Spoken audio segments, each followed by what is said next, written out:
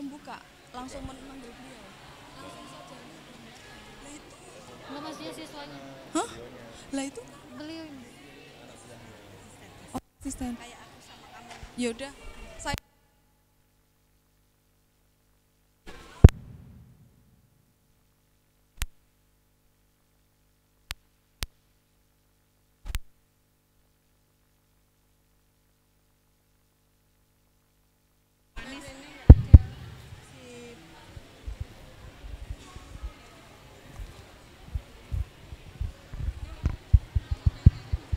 Cek. Kalau Bu yang jaga kamera siapa Bu? Jaga kamera Bu. Tes.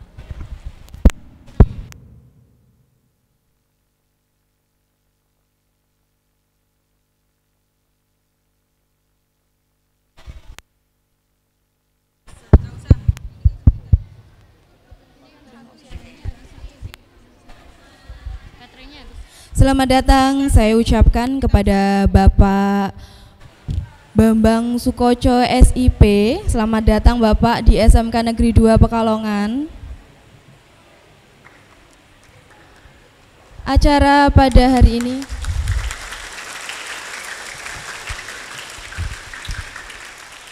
Selamat datang Bapak. Acara pada hari ini kita lanjut ya untuk mengefisiensikan waktu.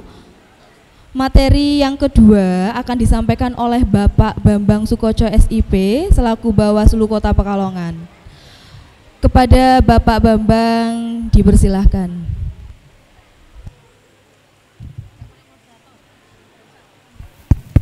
Terima kasih. Assalamualaikum warahmatullahi wabarakatuh.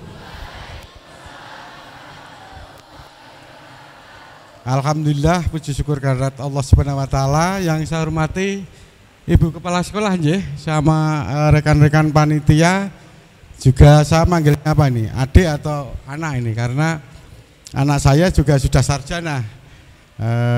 Juga sudah jadi bisa adik ya. Terima kasih. Siang hari ini alhamdulillah kita masih diberikan sehat, barokah, dan pada siang hari ini saya lihat adik-adik sekalian masih semangat ya. Semangat, harus semangat karena ini merupakan modal awal. Generasi muda harus semangat. Adik-adik atau teman-teman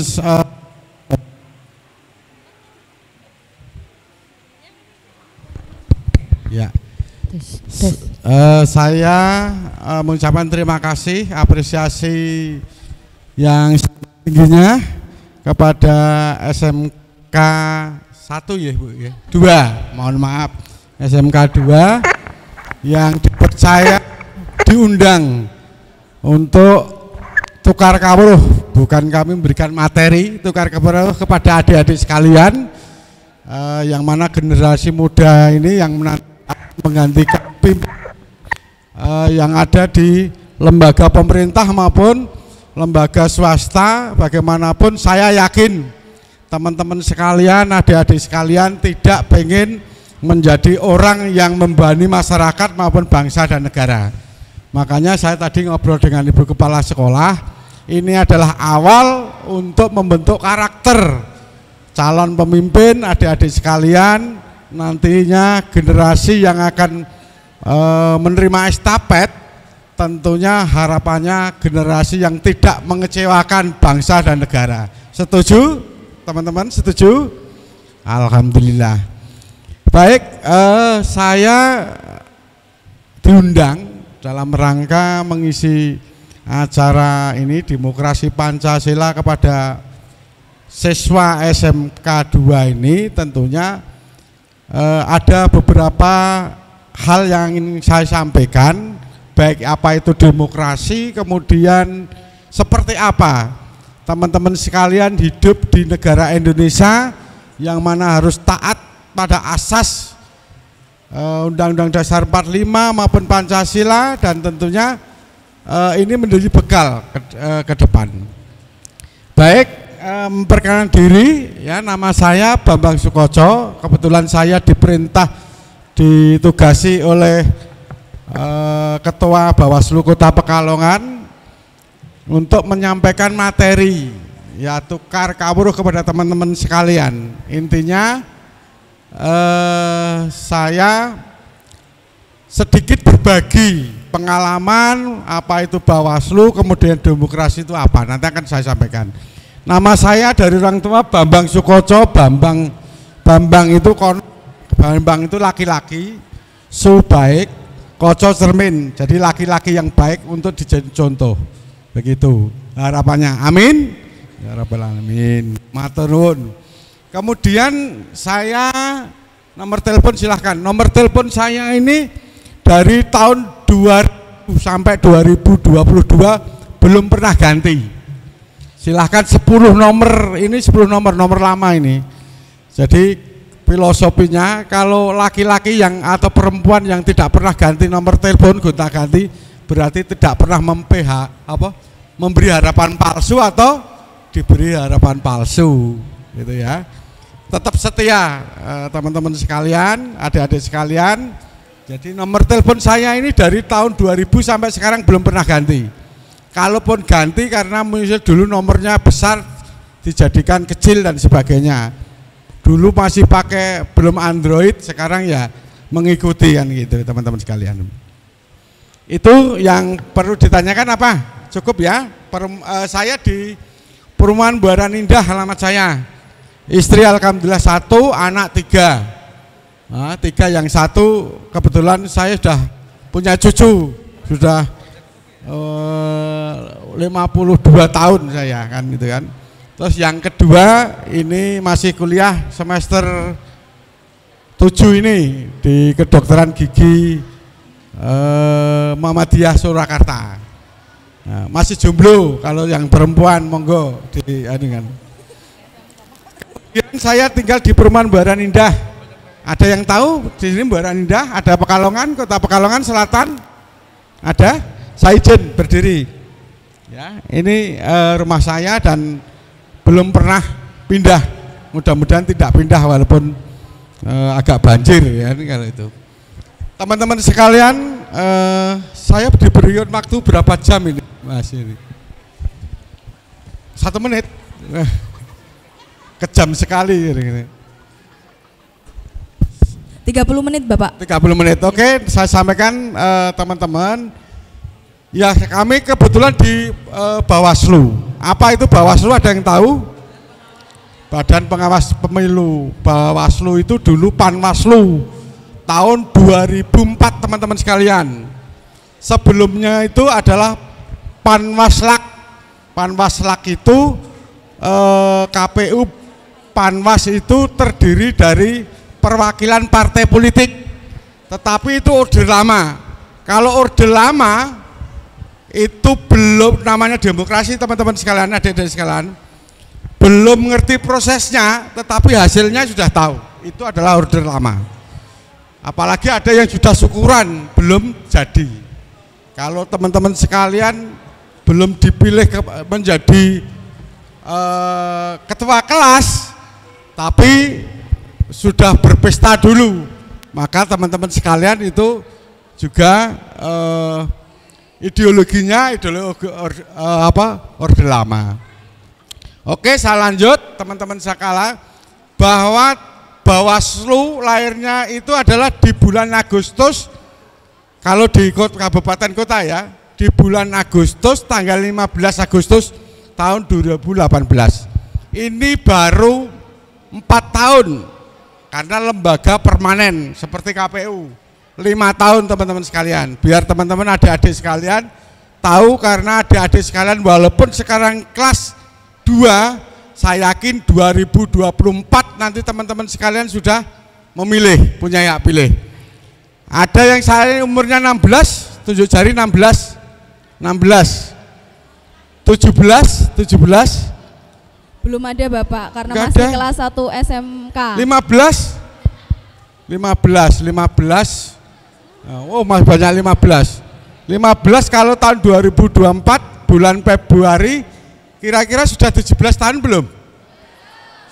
Ada yang sudah. Yang sudah itu kayaknya 15 di awal Januari Februari. Ya, apapun teman-teman sekalian, ini adalah pembelajaran. Tentunya tidak ada salahnya ketika punya hak usia 17 tahun yang sudah memiliki KTP, EKTP itu boleh memilih.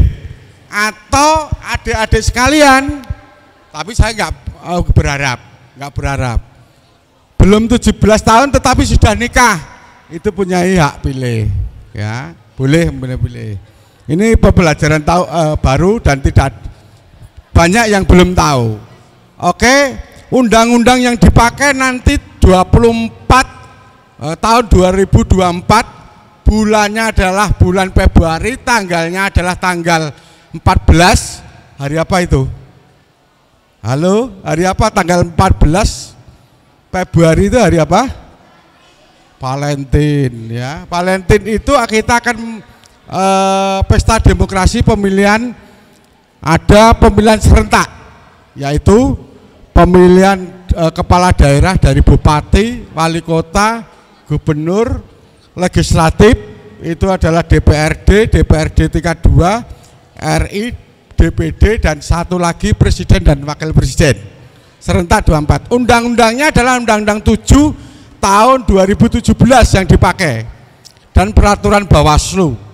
Nah, peraturan sekarang itu belum muncul Bawaslu maupun hanya beberapa. Misalnya KPU ada PKPU nomor 1, nomor 4, ini tentang program maupun verifikasi daftar pendaftaran partai politik. Oke, lanjut.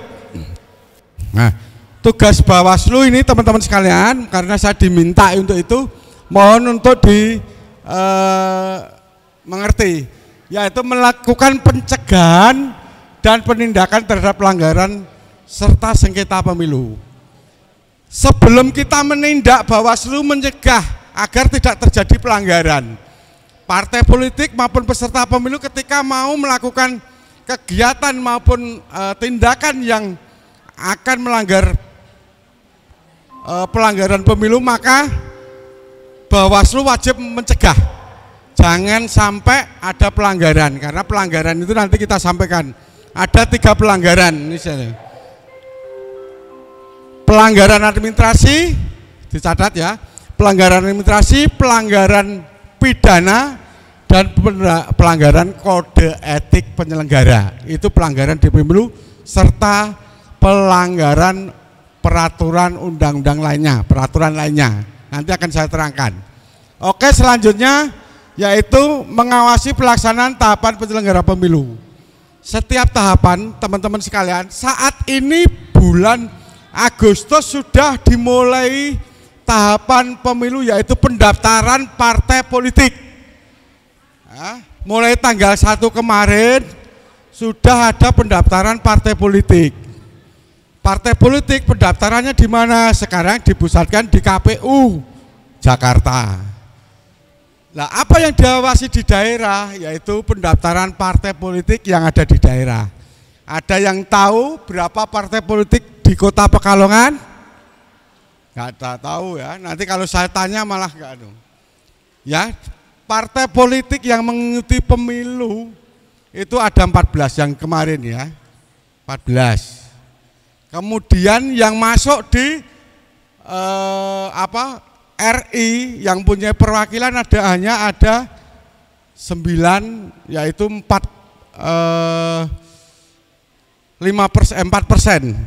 Jumlah kursi minimal 5% yang ada di RI. Kemudian di Kota Pekalongan saat ini ada berapa yang baru?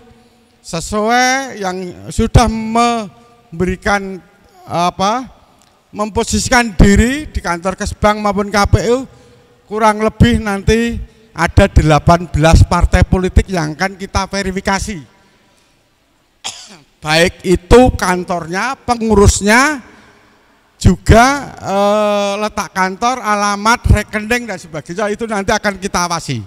Saat ini tahapan ini sampai tanggal 14 nanti teman-teman sekalian. 14 Agustus itu pendaftaran calon, pendaftaran partai politik. Lah kapan ditetapkan secara nasional? Nanti di bulan Desember. ini boleh mendaftar ini, ternyata mereka tidak punya kantor, tidak punya pengurus, maka namanya TMS, tidak memenuhi syarat. Tadi teman-teman KPU sudah menerangkan ini ya. Sudah belum? Belum ya, seharusnya ini KPU. Tapi enggak apa-apa. Kemudian tahapan itu nanti sampai pemilihan pungut hitung. Pungut hitung sampai penetapan itu adalah yang terakhir. Itu tahapan. Ada tahapan kampanye, ada tahapan pencalonan, ada tahapan di masa tenang, pungut hitung, sampai penetapan calon atau calon jadi, itu tahapan pemilu. Kemudian mencegah terjadinya politik uang. Teman-teman sekalian, politik uang secara demokrasi itu kita akan memilih masyarakat yang mencalonkan. Ini harus kita cegah, jangan sampai. Karena apa? Kalau terbukti, maka mereka akan dipidana. Ini adalah pidana pemilu ketika melakukan politik uang, baik di masa tenang maupun sebelum ketika kampanye. Itu ada aturannya sendiri, itu ada perbawaslunya. Ketika mereka melakukan politik uang, Pak, di tempat saya ada ini, silahkan dilaporkan, teman-teman nanti punya hak pilih. Tetapi harus memenuhi unsur. Siapa yang dilaporkan, unsurnya ya dari formal materialnya terpenuhi. Siapa yang melaporkan, siapa yang dilaporkan, di mana, saksinya siapa, barang buktinya apa, kemudian urian kejadian apa. Ini kalau masuk semua unsur, kemudian kita verifikasi, masuk Gakumdu, maka bisa masuk ke pengadilan.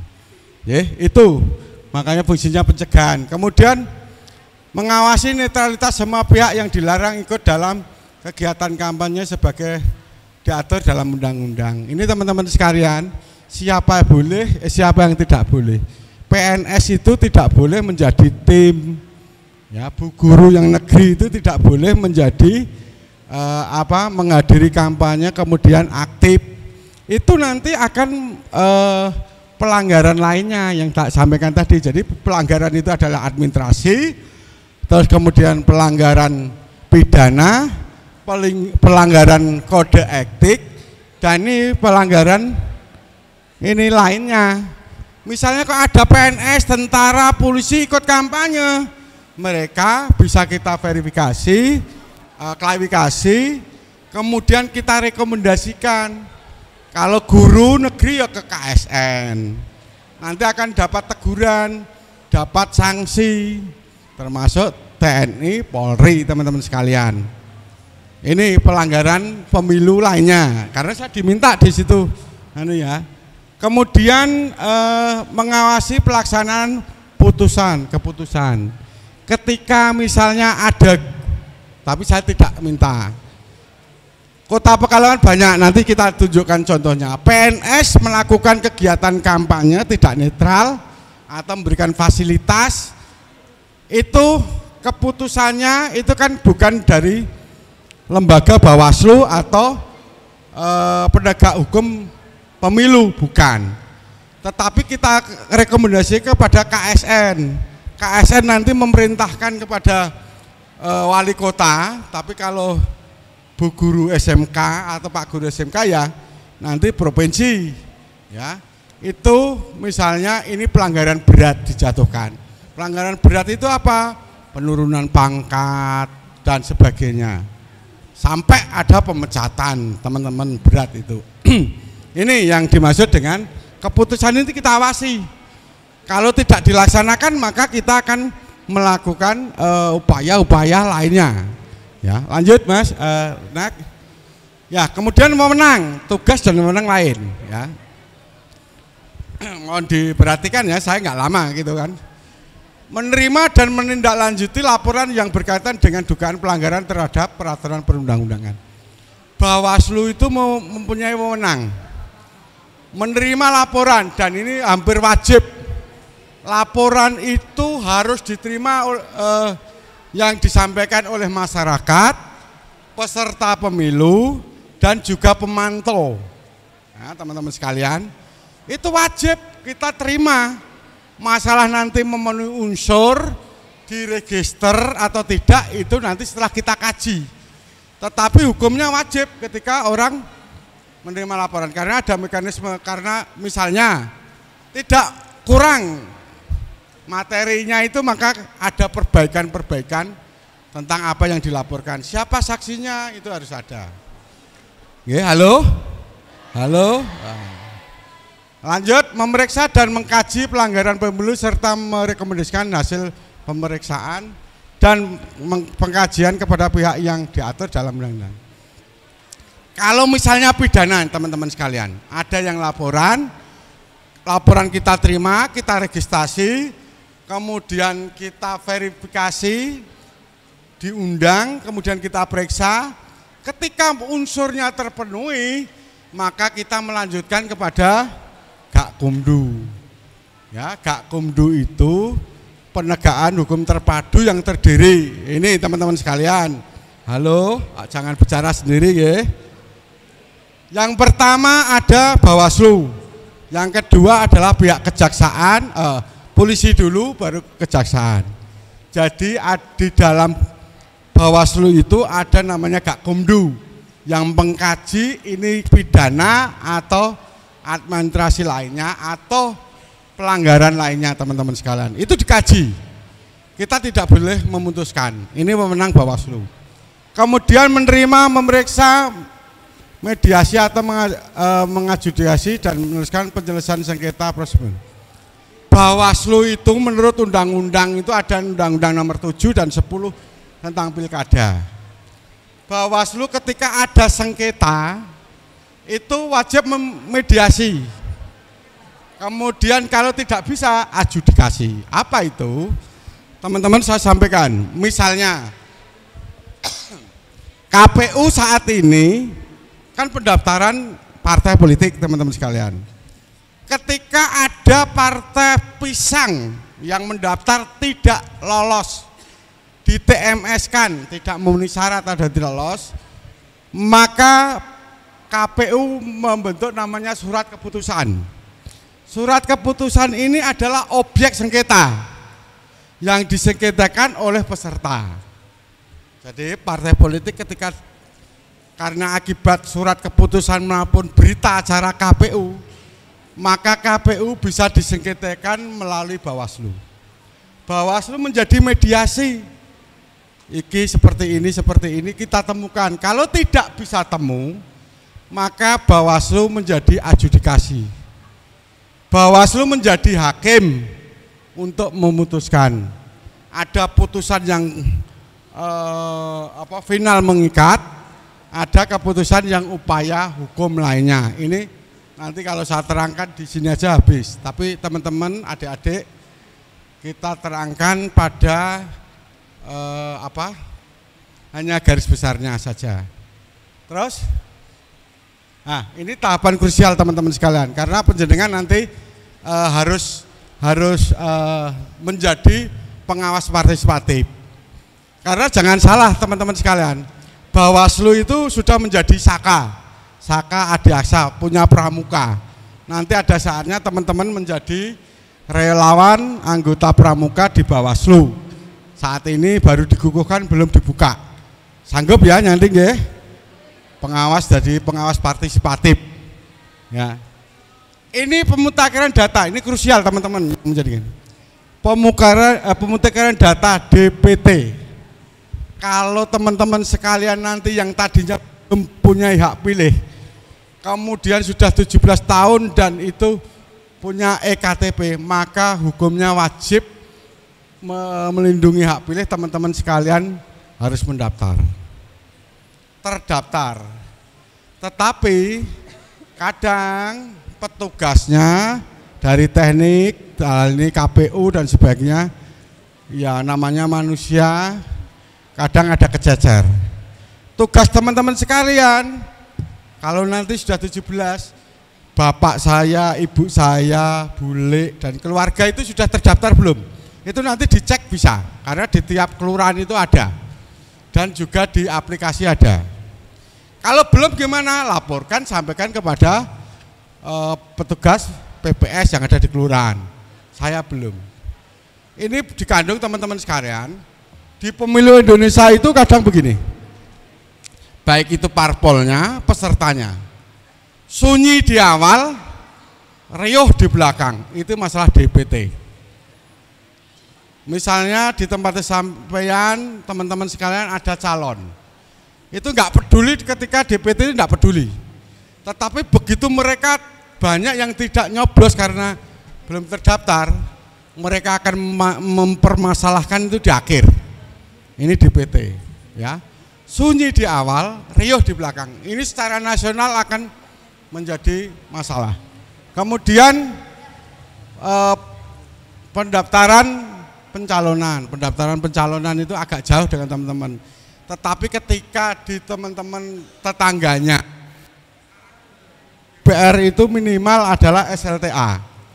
Tapi teman-teman sekalian ada mungkin yang tahu si A itu ternyata belum lulusan SMP dan tidak ikut persamaan, kok bisa mendaftar. Maka ini teman-teman bisa menyampaikan kepada siapa, Bawaslu boleh, KPU boleh, karena mereka pendaftar ijazah palsu itu juga bisa terjadi. Terus kemudian kampanye ini besok tanggal yang 2024 ini dimulai 28 November sampai 10 Februari. Ini masih 70 hari teman-teman sekalian. Pemilu 2004 kampanyenya agak sedikit kalau dulu sampai tahunan ya. Ini kita hanya 70 hari. Banyak kampanye ini. Kampanye SARA, kampanye hoak, kampanye menjelekkan orang. Ya. Biasanya orang di masa kampanye itu calon itu tidak ada yang jelek. Saya calon A berwibawa, kemudian mengatakan dirinya amanah, jujur dan sebagainya. Ini di masa kampanye dan juga menjelekkan orang lain. Itu di masyarakat begini, istrinya 2 dan sebagainya. Ini yang tidak boleh maupun yang bersifat SARA. Nah, ini perlu dikubur ini teman-teman sekalian. Kalau jenengan dengar kampanye seperti ini yang tidak diperbolehkan oleh undang-undang. Dan itu bisa fatal, bisa menjadi pelanggaran pidana ketika sudah menjelekkan orang. Juga pemasangan alat peraga teman-teman sekalian. Ini yang mudah. Orang memasang alat peraga gede-gedean di depan SMK 1. Jelas tidak boleh teman-teman sekalian, di tempat pendidikan itu tidak boleh. Sampaikan, laporkan. Apalagi di temboknya, di pagarnya, itu tidak boleh. Walaupun ini adalah pelanggaran administrasi teman-teman sekalian. Tetapi adik-adik teman-teman harus tahu bahwa ini adalah pelanggaran yang disampaikan harus ke Bawaslu. Terus penghitungan pada pungut hitung. Besok ini sudah ada yang milih belum? Kemarin belum ya? Besok kalau namanya ada surat undangan, KPU ini yang buat C6.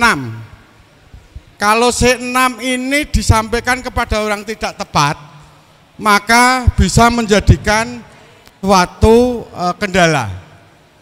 C6 undangan ini bisa dijual belikan atau menghilangkan hak orang lain. Seharusnya disampaikan kepada ibu teman-teman sekalian, karena ibu teman-teman ngerti, nah itu bukan pendukungku.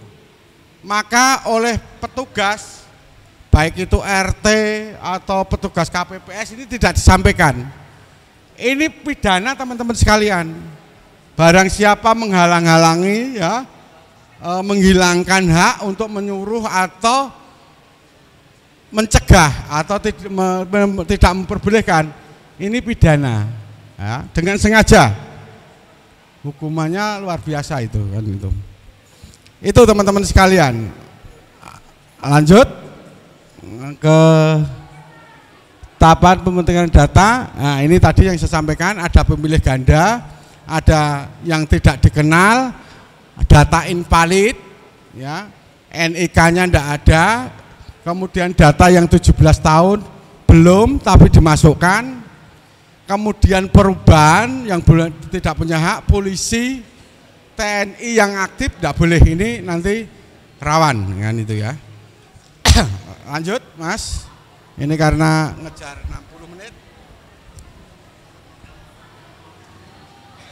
Nah kemudian tahapan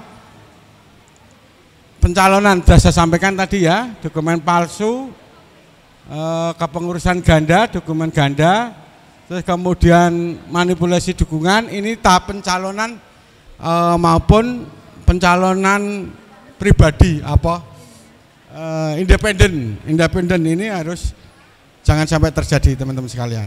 Lanjut. Ya, tahapan kampanye teman-teman sekalian, ini jelas politik uang tidak boleh karena politik uang merusak demokrasi.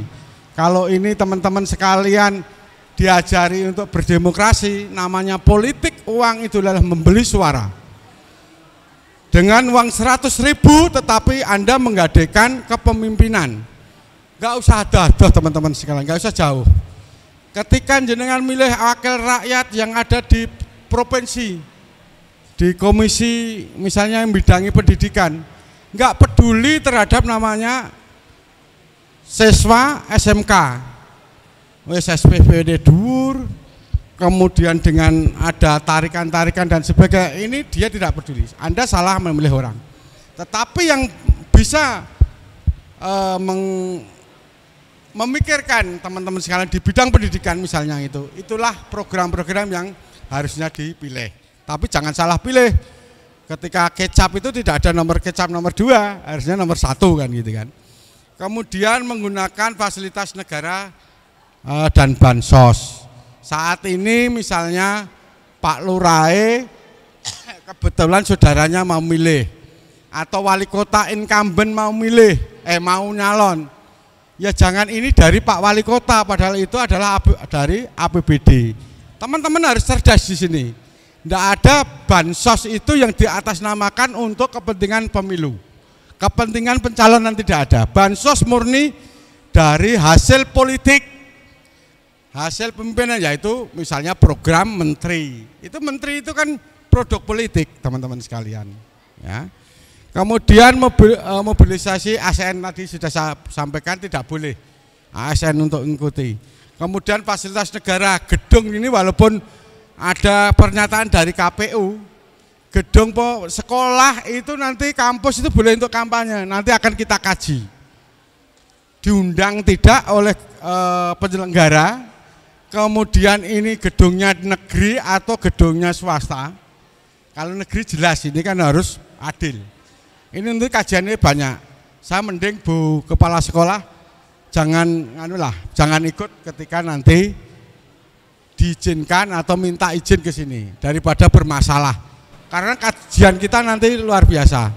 Daripada nanti Bawaslu ngundang kepala sekolah, guru, saksi liyane, itu akan repot teman-teman sekalian. Kebetulan saya penyidik atau yang memverifikasi. Itu kalau saya menyidik ngejar itu ya sampai benar-benar sampai ketemu teman-teman sekalian. Kemudian mobilisasi perangkat sudah, pemasangan ATK tidak sesuai tadi saya sampaikan, sekolah tidak boleh, tempat ibadah tidak boleh. Atau di lingkungan jenengan rumah dewe ditempeli partai atau ditempeli oleh calon, kalau tidak ada izin tertulis tidak boleh. Sampaikan kepada Bawaslu, tapi jangan dirusak ya. Kalau dirusak jenengan nanti bisa dilaporkan merusak alat peraga, itu nanti kepada pidana pemilu. Kemudian kampanye di luar jadwal, jelas kalau tidak diatur nanti tabrakan. Termasuk yang belum saatnya kampanye di media sosial, itu tidak boleh. Nanti ada contohnya, Bawaslu Kota Pekalongan hanya 3 orang, tapi bisa mengangkat satu-satunya kampanye di luar jadwal se-Indonesia yang bisa masuk ke pengadilan. Itu satu-satunya se-Indonesia yang bisa kita proses. Terus kemudian penggunaan tempat ibadah dan sebagainya ini jelas.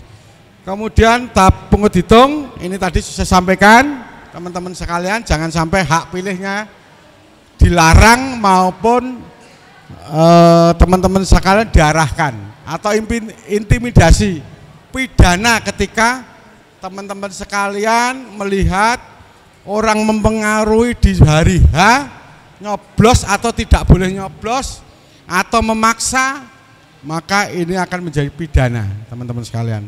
Hukumannya dhuwur ya, kita lihat nanti.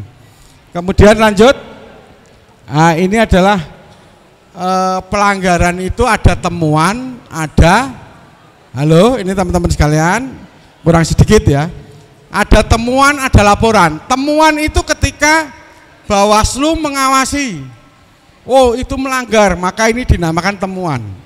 Bawaslu akan membuat berita acara penemuan, penelusuran, baru nanti verifikasi. Laporan itu yang sudah saya sampaikan tadi, laporan dari masyarakat, peserta pemilu, juga laporan dari pemantau. Ini yang harus kita tidak lanjuti. Ini baru namanya pelanggaran pemilu, ada 2. Kemudian jenis pelanggaran, lanjut, sudah sampaikan tadi.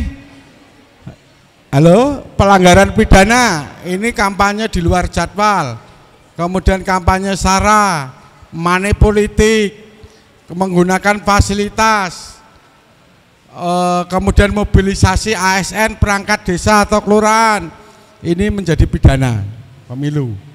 Merobek atau merusak alat peraga, ini pidana pemilu. Ancamannya macam-macam teman-teman sekalian. Ada ancamannya yang sampai 3 tahun, ada yang denda 36 bulan, ada yang denda sampai 200 juta.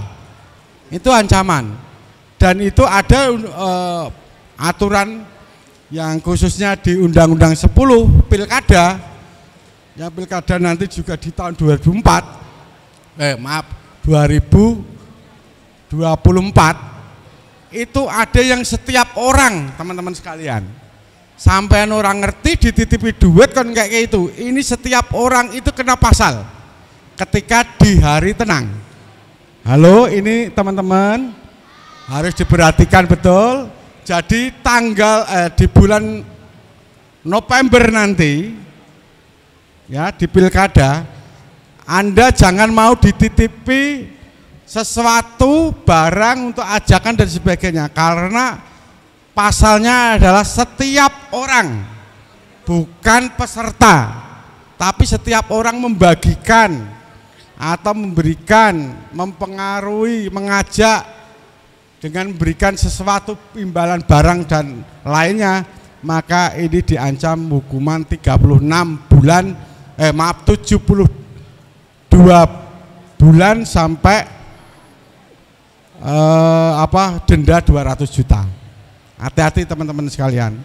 Kota Pekalongan nanti kasih saya contoh, ada Kota Pekalongan belum 3, tapi wongnya galak-galak, galak-galaknya proporsional teman-teman sekalian. Tidak ada di antara kita baik kejaksaan maupun Polres itu main mata atau cukup istilahnya di 86, tidak ada, belum ada. Nanti kasih, kalau nggak sempat saya tampilkan. Lanjut Mas ya, dan nanti kode etik yang belum ya. Kode etik ini teman-teman sekalian, kami penyelenggara Panwas, Bawaslu maupun KPU ketika melanggar sumpah janji, dia tidak profesional, dia tidak independen, main mata dengan peserta, tidak adil, main suap dan sebagainya, kami bisa di DKP-kan. Dewan Kehormatan Penyelenggara Pemilu, kami disidang. Paling berat apa? Sanksi moral, kami dipecat, disidang di Jakarta. Ini yang tidak boleh. Kalau pelanggaran lainnya sudah sampaikan, kode etik, administrasi itu rekomendasi kita kepada KPU ketika ada pelanggaran administrasi, APK, pemasangan, terus partai politik tidak pada kampanye pada jadwalnya, ini adalah itu. Kemudian penanganan tindak pidana pemilu, saya kira ini terlalu jauh teman-teman sekalian, karena kita hanya dibatasi waktu. tidak seperti pidana umum. Jadi setelah laporan itu berapa hari dikaji, kemudian penanganan itu hanya 14 hari, kemudian 4 hari dilimpah ke penyidik 14 hari, kemudian kejaksaan seminggu, putusan itu hanya seminggu, itu terbatas. Kalau pidana umum, selagi masih ada yang bisa untuk diklarifikasi dan itu masih berjalan, maka tidak ada batasannya expired gitu ya. Kalau pelanggaran pemilu ada batasnya, makanya cepat-cepat gitu kan. Kemudian pelanggaran kode etik maupun administrasi saya kira juga ada. Nah ini jenis pelanggaran teman-teman sekalian. Ini yang kita hasilkan teman-teman sekalian ketika pemilu 19. Maaf, monggo di administrasi 70 yang kita rekomendasikan kepada KPU. Kemudian pidana ada 4. Nah nanti apa aja termasuk Yun Sewu, nanti kalau ada anggota DPR di sini salah satunya yang pernah saya periksa. Tapi ya nggak usah ditanyakan. Sudah pernah diperiksa Bawaslu belum? Tapi saya paham kan itu ya. Ini pidana dan sudah kita sidangkan 4. Kemudian kode etik tidak ada, kebetulan kami alhamdulillah masih baik-baik saja. Peraturan perundang lainnya ini Bu Guru, Pak Guru yang PNS, ada PNS kepala dinas, ada PNS kepala kantor yang kami periksa dan itu kebetulan teman saya, teman baik, tetapi ini kami menegakkan undang-undang pemilu, ya harus kami periksa dan ini mendapat sanksi semua, ya, 2 orang dan masih ada 1 orang lokus deliknya kejadiannya adalah di Kota Pekalongan, tetapi tetangganya Bu Kepala Sekolah Batang. Itu kami rekomendasi juga di KSN dan itu mendapat teguran dari Bupati Batang. Tingkatnya camat, tak kasih tahu camat. Tapi kalau kode etik ya teman-teman sekalian yang sudah kita periksa.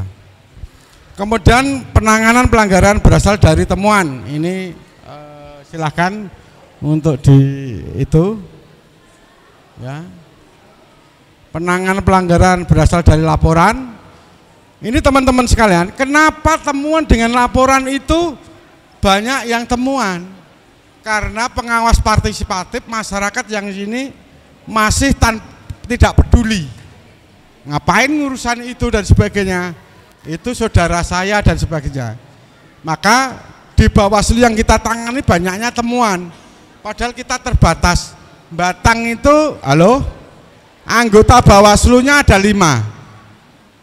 Kemudian provinsi ada 7. RI hanya 5. Kota Pekalongan hanya 3.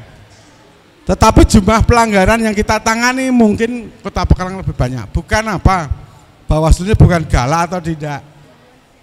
Kecamatannya hanya 3 orang, kelurahan 1, pengawas masing-masing TPS 1. Kurang orang sebenarnya teman-teman sekalian. Tetapi kita alhamdulillah sudah menyampaikan menegakkan keadilan pemilu sebegitu banyak dibanding oleh tetangga. Kemudian lanjut Mas. Ini tadi yang penanganan pelanggaran administrasi pemilu 29, APK alat peraga kampanye yang dipasang sembarangan kita tertibkan dan kita rekomendasi 67. Kalau jumlahnya ribuan, yang kita tertibkan ribuan, tetapi yang melanggar 67 yang kita rekom. Partai politik 1, terus kampanye di luar jadwal 1, kampanye tanpa STTP. Kampanye itu harus pemberitahuan kepada kepolisian, Intelkam, itu harus ada izinnya, itu tanpa STTP. Kemudian penanganan tindak pidana pemilu tahun 2009 sudah ya tadi ya. Oh ini belum, 19 ini. Kampanye di media cetak, kampanye di luar jadwal. Jadi teman-teman nanti tahu ya, apalagi sekarang zamannya medsos. Teman-teman hati-hati, ini teman-teman hati-hati, saya berpesan. Medsos misalnya ada kampanye, ada pilih A, B, C, D. Teman-teman langsung nge-share. Ketika teman-teman itu ketahuan dan itu dilaporkan, teman-teman bisa kena pasal. Ketika itu belum masanya. Padahal masa kampanye di media sosial itu adalah kalau tidak salah ya, 14 hari sebelum pemungutan suara.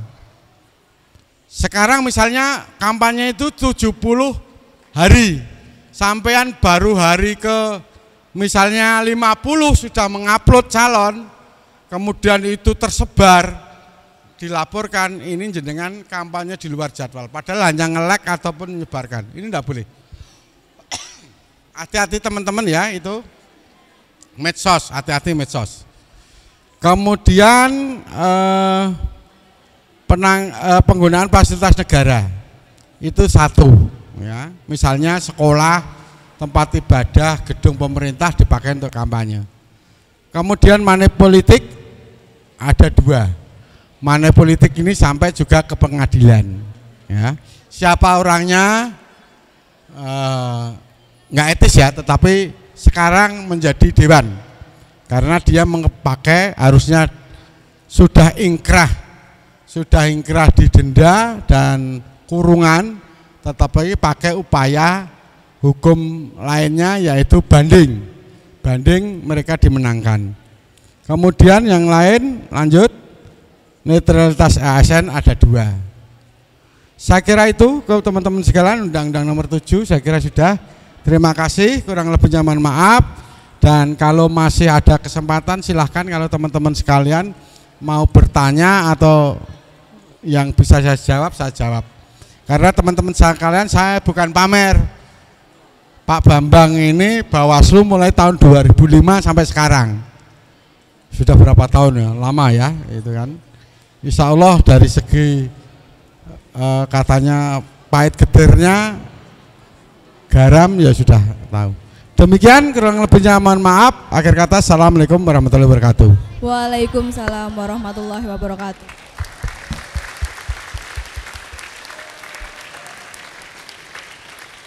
Terima kasih Bapak Bambang Sukoco SIP atas pemaparannya terkait dengan pengawasan pemilihan umum. Lalu tugas apa saja yang telah dilakukan oleh Bawaslu dan pelanggaran yang biasanya terjadi saat pemilu dan sanksinya.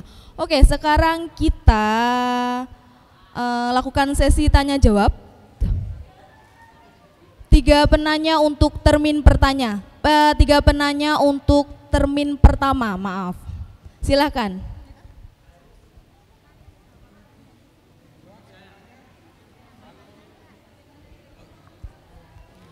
Oke, silakan. Pak. Enggak ada.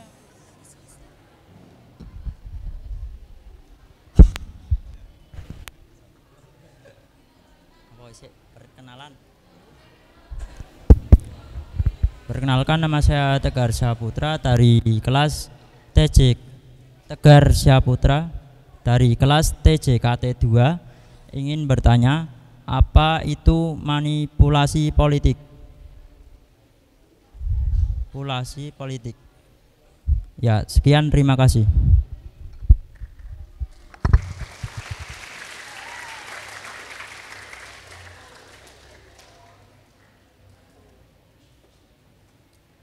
Silakan Mbak, lanjut penanya kedua.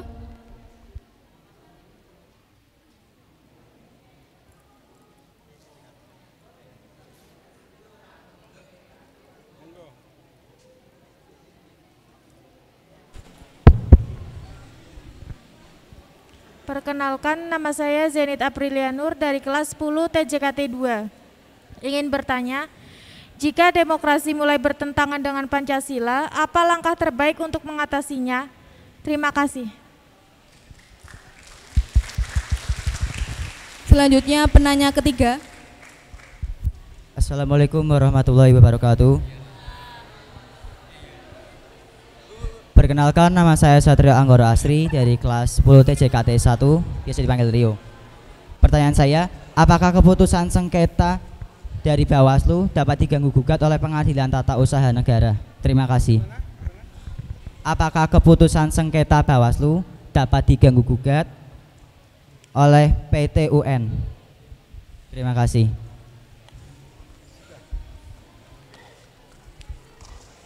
Silahkan Bapak, boleh langsung dijawab saja.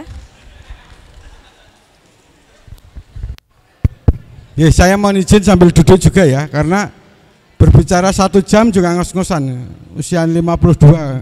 Kalau Pak Guru kan setiap hari mungkin enggak ya. Ya, terima kasih teman-teman sekalian. Walaupun dari 3 penanya ini ada 2 yang pertanyaan umum yang tidak terkait dengan tugas pengawas pemilu. Ada yang 1 tadi masih yang tugas pemilu, tapi saya coba menjawab. Misalnya yang pertanyaan pertama, apa itu manipulasi politik? Kebetulan saya sarjananya ilmu pemerintahan. Jadi politik itu sendiri harus dibedakan. Politik itu adalah sistem, kalau di pemilu adalah sistem demokrasi untuk memilih rakyat dan sebagainya, ini adalah politik. Politik itu adalah cara untuk meraih kekuasaan atau memilih wakil rakyat, kemudian berpolitik itu mempengaruhi orang untuk mendukung, mencari power kekuasaan, itu politik. Nah, kemudian manipulasi politik itu apa? Yang saya tanyakan kembali adalah manipulasi di dalam pemilu atau manipulasi karena kebijakan pemerintah itu adalah kebijakan politik, teman-teman sekalian. Tidak ada kebijakan yang berdasarkan misalnya adat, itu walaupun sebagian ada, tetapi ini adalah produk politik. Pemerintahan Pak Jokowi ini dari menteri kemudian pembantu-pembantu presiden itu adalah kebijakan politik. Yang mana kebijakan politik itu pembantu itu mewujudkan yang menjadi visi misi program dari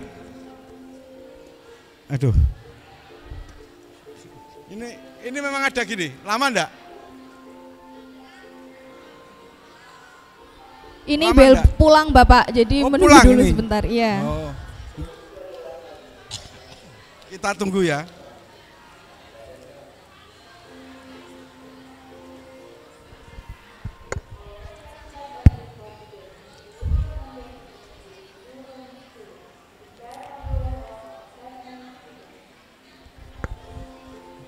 Ya, mudah-mudahan tidak terganggu. Jadi pembantu presiden ini atau di dalam pemerintah ini adalah mewujudkan program-program visi misi yang menjadi ketika presiden mau mencalonkan. Apapun keputusan, ya kita positive thinking, tidak suudon. Keputusan adalah terbaik untuk masyarakat, mensejahterakan masyarakat. Masalah misalnya teman-teman sekalian kemarin ada bantuan presiden yang rusak atau tidak, bansosnya dikubur dan sebagainya, ini adalah suatu proses perjalanan. Tetapi kalau manipulasi di dalam pemilu, ini saya jawab. Jadi pemilu masa orde lama dan orde baru itu akan beda. Sudah saya sampaikan. Pemilu masa orde baru maupun orde lama itu hanya 3 partai politik. 3 partai politik penyelenggaranya adalah orang-orang yang sudah dikuasai oleh rezim atau pemerintahan. Mau tidak mau harus membela pemerintahan saat itu. Nah, ini yang menjadikan kekecewaan sehingga timbul tahun 2098 terjadi reformasi agar dirubah sistem pemilu maupun pelaksanaannya. Teman-teman kalau saat itu belum lahir atau mungkin masih di TK, penyelenggara pemilu belum dibentuk, tetapi sudah ada hasil pemilu. KPU ini belum ada, tetapi hasil pemenangnya sudah ada, perolehan suaranya sudah ada.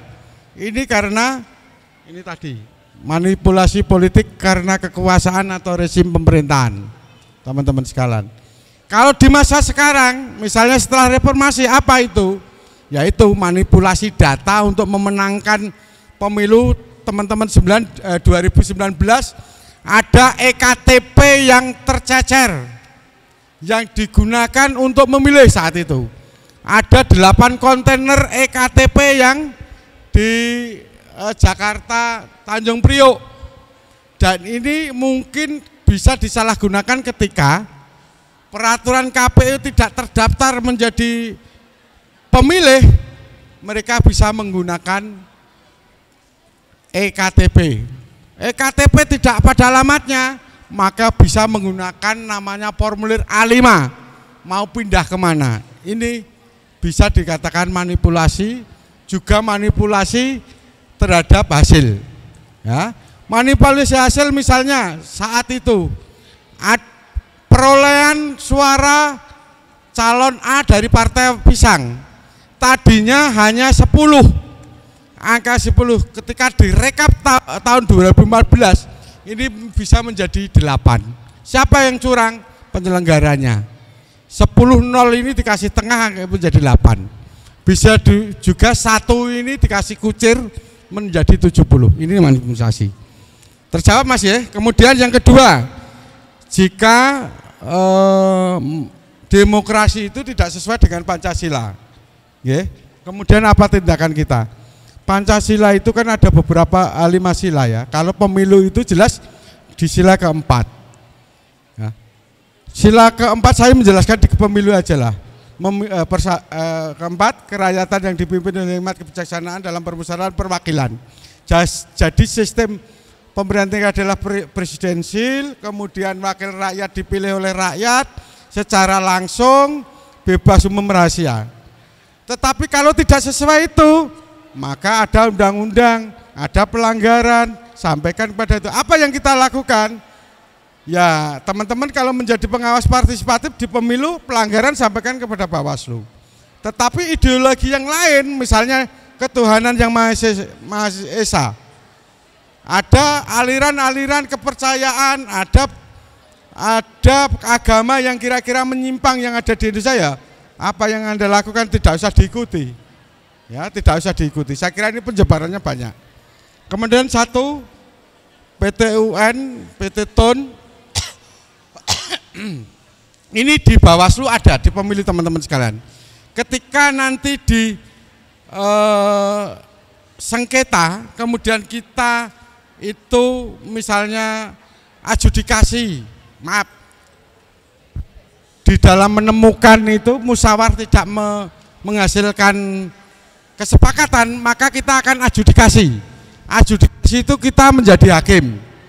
Ketika putusan kita, Mas ya, putusan kita mengalahkan penggugat atau penyengketa partai politik, maka partai politik bisa mengajukan upaya hukum lainnya, PT TUN ini. Ya. Tetapi kalau yang KPU kita kalahkan, misalnya Partai Pisang, saat itu partai, misalnya partai yang sengketa adalah Partai PBB, yang tadinya tidak TMS, tidak ikut, kemudian diadjudikasi, disidangkan, maka KPU dikalahkan. PBB bisa mengikuti. Tetapi ketika PBB yang dikalahkan saat itu, misalnya KPU yang dimenangkan, ini bisa mengajukan ke PT TUN. Ya, yang dikalahkan adalah KPU, ini final dan memikat. Tetapi kalau yang bersengketa, mengajukan sengketa, itu yang dikalahkan, maka ini bisa mengajukan upaya PT TUN. Di Surabaya, Mas ya, di wilayah kita. Ya. Saya kira itu, Mas ya, terjawab. Yang tanya, halo, yang tanya tadi malah tidur. Aduh, tanya dijawab tidur. Ya. Terjawab ya? Ya, terima kasih. Ada lagi, mudah-mudahan teman-teman bisa. Kalau enggak, WA saya, telepon saya enggak pernah saya matikan ketika memang ya enggak pernah mati. kecuali saya yang tidur tidak terangkat. Kalau baterai mesti kecas terus, nggak pernah silahkan untuk WA mesti saya balas. Demikian, terima kasih. Kalau masih ada silahkan di WA, kalau masih ada kesempatan kita layani, Mbak. Terima kasih. Oke, terima kasih Bapak Bambang Sukoco SIP atas pemaparannya hari ini.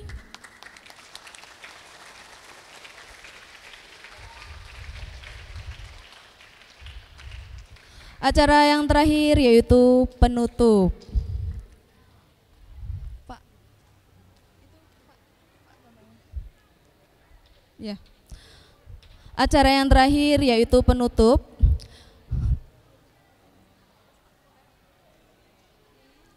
Mari kita bersama-sama mengucapkan alhamdulillah bersama. Alhamdulillahirabbil alamin. Terima kasih atas waktunya.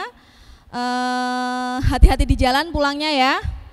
Silakan kembali ke kelas dan jangan lupa resumnya dikumpulkan atau ditunjukkan ke Bapak Ibu guru di hari Jumat depan. Terima kasih.